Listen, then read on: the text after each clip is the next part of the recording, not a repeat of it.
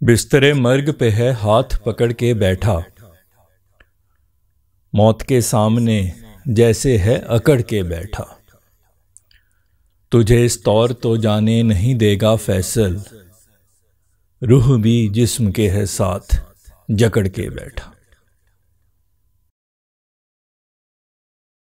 السلام علیکم، امید ہے آپ سب لوگ خیریت سے ہوں گے۔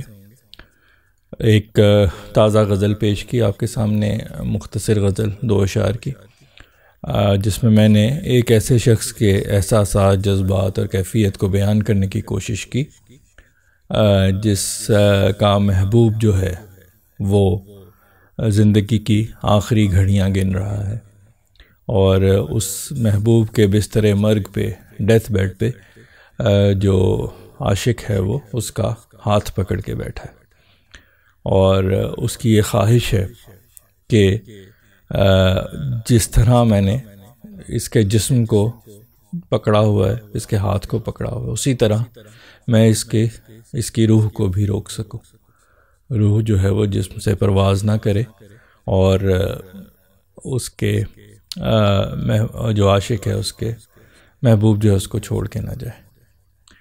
تو اب اشعار کا مفہوم درپردہ سوچ تو بیان کر دیا، تو اشعار پیش کرتا ہوں۔ بستر مرگ پہ ہے ہاتھ پکڑ کے بیٹھا، بستر مرگ پہ ہے ہاتھ پکڑ کے بیٹھا، موت کے سامنے جیسے ہے اکڑ کے بیٹھا، موت کے سامنے جیسے ہے اکڑ کے بیٹھا۔ بستر مرگ پہ ہے ہاتھ پکڑ کے بیٹھا، موت کے سامنے جیسے ہے اکڑ کے بیٹھا۔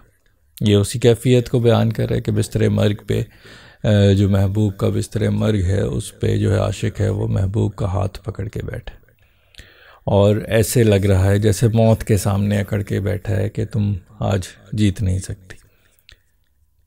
تو اس کیفیت کو بیان کر رہا ہے۔ جو اگلا شعر ہے وہ مقطع ہے غزل کا، اس میں نے جو عاشق ہے اس کو اپنے نام سے منسوب کر کے یہ کہا ہے کہ تجھے جو ہے وہ فیصل اس طور سے جانے نہیں دے سکتا، اس طرح چھوڑ کے جانے نہیں دے سکتا۔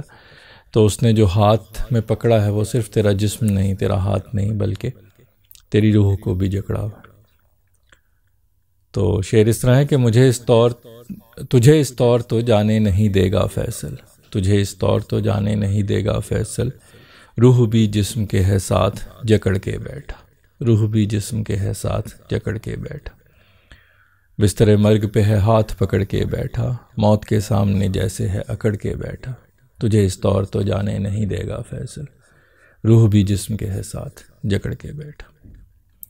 جی، تو امید ہے آپ کو یہ غزل پسند آئی ہوگی۔